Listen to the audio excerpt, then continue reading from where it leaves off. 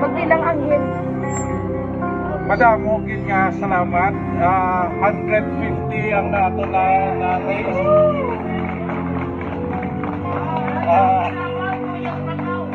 Madamo kabataan dito makakaon gid.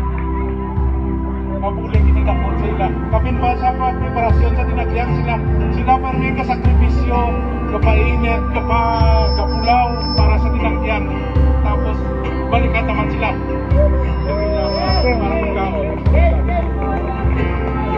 I-post ko lang isa sa akon na Facebook account na sa ibutang naman sa Ilonggo sa aton na grupo nga account kung bilang aton na race. May dugang pa, may dugang. 160. At least nasurpass na. Sige lang, sa pila lang ina ka minuto. So imagine ninyo kung sa sunod na tuig, before naman kita ibuligyan naman natin ang mga kabataan nga nag-perform sa Dinagyang. Bali daw feeding program ina sa ila.